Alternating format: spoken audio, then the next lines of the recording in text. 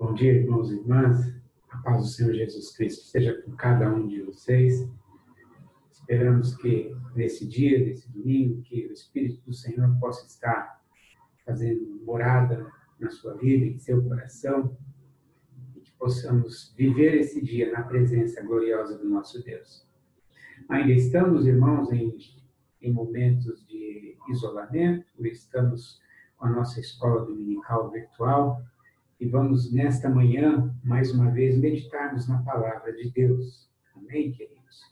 Eu queria conversar com os irmãos hoje a respeito da palavra de Deus que se encontra no livro de Romanos. Nós vamos meditar Romanos, no capítulo 5, nos versos 1 até o versículo 2, que nos diz assim: Tendo sido, pois, justificados pela fé, temos paz com Deus, por nosso Senhor Jesus Cristo, pela qual também temos entrada pela fé a esta graça, na qual estamos firmes e nos gloriamos na esperança da glória de Deus. Nós vamos falar nesta manhã, irmãos e irmãs, sobre a graça de Deus. A maravilhosa graça de Deus. Que coisa maravilhosa. A graça de Deus e seus efeitos na vida da igreja, não é? E eu queria conversar com os irmãos que o primeiro efeito que a graça de Deus causa na vida da igreja, na vida das pessoas, o primeiro efeito é tirar o peso do pecado. O peso do pecado que está sobre nós, e sem que a gente tenha que fazer nada, sem que nós tenhamos que pagar alguma coisa, não há nada que nós façamos, não há nada que nós tenhamos de valor para oferecer para que o pecado fosse tirado das nossas vidas por intermédio da graça, não é? Mas como assim, a gente pode perguntar, né? Como eu não fazer nada para que a graça de Deus venha sobre a minha vida, não é? Deus é tão maravilhoso, é tão bondoso, que Ele mesmo nos concede a graça para aquilo que nos separa dele. O pecado que nos separa do amor de Cristo, do amor de Deus, é o próprio Deus quem nos concede a alternativa, né, para que nós venhamos a ser agraciados. E muitas vezes, quando nós estamos pesados em nossos pecados, estamos pesados naquilo que temos feito, nós ficamos meio que com medo de nos aproximarmos de Deus, talvez pensando no nosso pensamento que, de repente, Deus não se agrade da minha vida, da minha presença perto dele, né? Mas a graça de Deus, como nós lemos no livro de Romanos, ainda há pouco, é a graça de Deus que traz para nós paz para com Deus. Somos justificados pela graça de Cristo e temos paz para com Deus por intermédio de nosso Senhor Jesus Cristo. Então, em paz com esse Deus, nós podemos nos aproximar deste Deus maravilhoso, como diz o texto lá em Mateus, em Marcos, nos Evangelhos, que existia um véu que separava o homem de Deus, e com a morte e ressurreição de Jesus Cristo, então este véu foi rasgado e nós não temos mais separação, temos paz para com Deus, para nos aproximarmos de Deus. E entender essa graça é pela fé, é entender que é gratuitamente que Jesus Cristo ofereceu a nós esta redenção. Basta tão somente nós cremos que o sacrifício de Jesus Cristo pagou o preço pelos nossos pecados. E esse peso do pecado não está mais sobre nós. Cristo na cruz pagou cada um dos nossos erros, aquelas coisas que nos separavam da presença de Deus, foram pagas por Cristo na cruz, e nós temos paz para com Deus, para nos aproximarmos de Deus. E isso é feito, irmãos e irmãs, pela fé, quando nós nos aproximamos de Deus com fé, confiando nesse sacrifício de Jesus Cristo. Então, nós nos chegamos a Deus leves, libertos da condenação do pecado. E isto é a graça de Deus. Quando nós nos conscientizamos, irmãos e irmãs, pela fé, de que Cristo pagou na cruz do Calvário o preço pelos nossos pecados, irmãos e irmãs, essa graça ela deve causar um efeito sobre a vida daquele que é justificado por esta graça. O pensamento e o coração do crente salvo em Jesus Cristo tem que causar um efeito desta graça recebida. Devemos pensar que Cristo, para chegar até ao sacrifício da cruz, ele também teve que santificar-se, ele também teve que momentos de dificuldade em que ele precisou se achegar a Deus e conversar com Deus, pedindo forças para que ele pudesse suportar e chegar até o fim da sua missão, não é? Cristo chegou até a cruz do Calvário sem nenhuma mancha. Cristo chegou até a cruz do Calvário sem nenhum pecado. Não é, irmãos? O efeito que a graça de Cristo deve causar na vida do cristão, na mente e no coração do cristão, é que nós precisamos ser transformados. É que a nossa mente e o nosso coração, por intermédio da graça, tem que crer no sacrifício de Cristo, e isso tem que causar uma transformação na nossa vida, né? E essa transformação, ela se inicia pela busca da santificação, pela busca de deixar de lado todos aqueles pecados que nos separavam da presença de Deus, né? A nossa mente e o nosso coração tem que produzir, irmãos e irmãs, ações que demonstram um pensamento liberto do pecado e um coração arrependido de tudo que já fizemos de errado e demonstrar um agradecimento por uma graça incondicional que nos alcançou, né? Então, devemos buscar ardentemente, irmãos, uma vida de santidade. Isso é um mandamento divino para a nossa vida. Todas aquelas coisas que fizemos de errado, todos os pecados, nós devemos deixar e arrependido de tê-los cometido, e com uma mente e um coração transformado, devemos buscar um novo posicionamento, transformação. A graça de Deus, primeiro, nos liberta do pecado, mas ela também tem que causar, irmãos e irmãs, causar em nós uma demonstração de transformação, de que queremos ser diferente, de que não queremos mais cometer tais pecados que nos separam de Deus. E a nossa mente, o coração, deve buscar uma santidade, e diz a palavra de Deus que sem santidade ninguém verá a Deus, não é? E quando nós passamos por esse momento de transformação, esse é o momento mais difícil que nós atravessamos para alcançar a graça de Deus, porque nós lutamos contra nós mesmos, contra os nossos desejos, contra os nossos pensamentos. E não só contra nós, mas também nós lutamos nas regiões celestiais por aquele que está sempre ao nosso redor, buscando, irmãos e irmãs, jogar pensamentos em nós, jogar situações em nós, para que nós venhamos a nos afastar de Deus e venhamos a cair nos mesmos erros dos pecados que cometimos.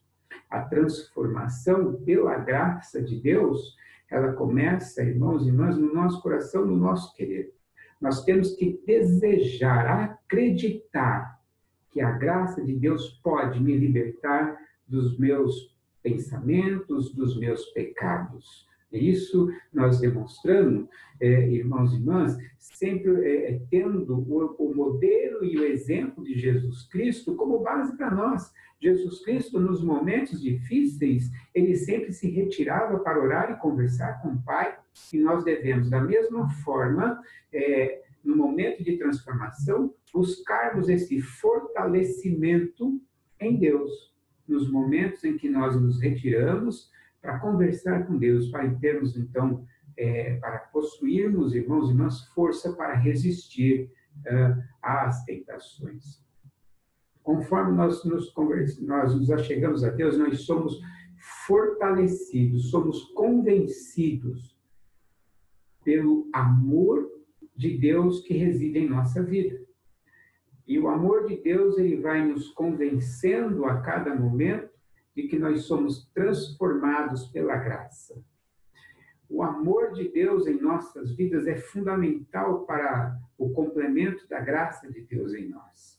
Ele deve nos impulsionar a, tal qual como Jesus fez, amar o próximo incondicionalmente. Amar as pessoas com o amor de Jesus Cristo, nós devemos seguir esse modelo. A graça de Deus tem que nos conduzir em fazermos semelhantemente isso e cumprir o mandamento de Deus, né? Que está lá em Mateus, no livro de Mateus, no capítulo de número 22, dos versículos 37 e 39, que nós devemos amar a Deus de todo o nosso coração e de toda a nossa alma e de todo o nosso pensamento. Esse é o primeiro grande mandamento do Senhor. E o segundo, semelhante a esse, é amarás o teu próximo como a ti mesmo. A graça de Deus em nossas vidas tem que nos dar esse sentimento de amar a Deus sobre todas as coisas. E quando nós amamos a Deus acima de todas as coisas e ao meu próximo como a mim mesmo, eu tenho que, as minhas ações têm que demonstrar a minha preocupação e o meu amor com o meu próximo. Deixar de fazer as coisas que eu fazia anteriormente por amor ao próximo. E aí eu vou estar cumprindo a graça de Deus sobre a minha vida. Eu não posso mais excluir pessoas. Eu não posso mais maldizer pessoas. Eu não posso mais deixar de me doar em prol do meu próximo. O que é que o meu próximo necessita? O que é que o meu próximo tem de necessidade que eu posso, que eu tenho condições de auxiliá-lo e se doar por ele? Seja o meu próximo familiar, seja o meu próximo no círculo de amizade. Mas a graça de Deus, que transforma a minha mente e o meu coração, tem que me mover em prol do meu próximo. Tem que me mover em prol de que eu devo atender à necessidade do meu próximo e demonstrar o amor de Cristo. E amar o meu próximo significa que eu tenho que fazer por ele sem esperar nada em troca daquilo que eu tenho feito como pagamento. Esta é a graça de Deus. Assim como Deus nos deu gratuitamente a sua graça e liberdade pelos nossos pecados, sem que a gente tenha que fazer nada como pagamento, nós temos que demonstrar a mesma atitude em relação ao nosso próximo, que é demonstrar o amor de Cristo. E amor significa que eu tenho que fazer atitudes ao meu próximo sem esperar nada em troca a estas coisas, e não apenas com aquelas pessoas com as quais eu me sinta bem, não apenas com aquelas pessoas que eu tenho um bom relacionamento, uma boa vivência, mas amar o meu próximo significa eu amar aquela pessoa que, por vezes, eu não consigo me relacionar bem com ela. Por vezes eu não consigo ter um diálogo amoroso com ela. Que por vezes eu não consigo dar a paz do Senhor verdadeiramente, vinda do coração para com aquela pessoa. Esta é a parte de amar o meu próximo. E isso, irmãos e irmãs, é imprescindível para a vida do cristão, porque desta forma nós vamos estar imitando a Jesus Cristo desta forma. A transformação, irmãos e irmãs, da graça de Deus em nossa vida, ela vai acontecendo à medida que nós vamos conhecendo mais e mais os mandamentos e os estatutos de Deus para as nossas vidas. E nós, então, à medida que conhecemos a vontade de Deus, Deus vai derramando a sua graça. E aqui eu quero traduzir a graça para o derramar do Espírito Santo sobre a nossa vida. Deus derrama o Espírito Santo a cada vez que nós nos achegamos a Ele. E é o Espírito Santo que vai fazendo essa transformação no nosso entendimento, no nosso coração, para que seja possível eu amar o meu próximo, para que seja possível eu entregar o meu louvor de gratidão a Deus, para que seja possível eu tomar uma ciência, tomar a consciência de que os meus atos estavam errados e eu preciso ter mudança de opinião, mudança de entendimento segundo os mandamentos e estatutos de Deus. É a força do Espírito Santo que vai dando entendimento e transformando o nosso coração. Fazendo assim, irmãos, pelo poder do Espírito Santo, nós vamos cumprir o ID que Jesus Cristo nos mandou, e como diz a palavra do Senhor, nós vamos pregar o Evangelho, nós vamos ensinar o Evangelho a toda criatura, e como é de conhecimento para nós, metodistas, nós vamos espalhando a santidade bíblica sobre toda a terra. Somente no poder do Espírito Santo é que nós podemos fazer a manifestação da graça de Deus sobre a vida da igreja e sobre a vida daqueles que cercam a igreja. É pelo poder e graça do Espírito Santo sobre a nossa vida. Dia 24 de maio é a data em que nós, metodistas, nos recordamos, nos lembramos de que em 1738, John Wesley, teve uma experiência em seu coração com esse Espírito Santo de Deus. John Wesley, então, até aquele momento, ele ainda não havia tido essa experiência da graça, do poder do Espírito Santo sobre a sua vida. Ele era já um pastor, ele era já convertido, tinha certeza de que Jesus é a solução, para a vida do homem. Mas ele estava em um culto, quando era meditada a palavra de Romanos, e aí então ele reconhece que é a graça de Deus na vida do homem é que traz redenção, que é a graça de Deus, que é o poder de Deus sobre as nossas vidas que transforma a nossa mente e o nosso coração. E aí então diz os estudos, que nós temos sobre a vida de Wesley, que ele sentiu seu coração arder, aquecer de uma forma que ele nunca havia experimentado antes. E essa presença foi a presença do Espírito Santo. Foi a presença que mudou a vida de Wesley. A partir de então, ele começou a pregar sob o poder do Espírito Santo. Ele pôde se libertar das coisas que trazia peso para ele. A partir de então, Wesley foi direcionado pela graça de Deus a fazer a obra do Senhor, e então ele começou a pregar e conquistar muitas vidas, e a sua pregação extrapolou as fronteiras, extrapolou os muros da igreja. E então a sua pregação foi crescendo, e diz a história que a partir de então a igreja começou a se multiplicar pela pregação de Wesley e foi ganhando corpo, e hoje temos a nossa igreja metodista a partir dessa experiência do coração aquecido de Wesley. Irmãos, é importante que a gente entenda a simplicidade da graça de Deus, a simplicidade da gratuidade da bondade do Senhor sobre as nossas vidas. Ela não é complicada de entender, é mediante a fé, mas ela é desafiadora. A graça de Deus nos desafia a transformar. A graça de Deus desafia-nos a sair da nossa zona de comodidade.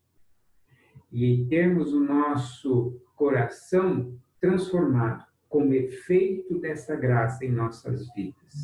E a partir de então, com nossa transformação, nos achegarmos aos pés do Senhor, permitir que o Espírito Santo de Deus nos encha, transforme os nossos pensamentos e as nossas ações, e aí então nós passamos a amar o nosso próximo e a queremos anunciar essa transformação ocorrida em nossas vidas pelo poder do Espírito Santo de Deus.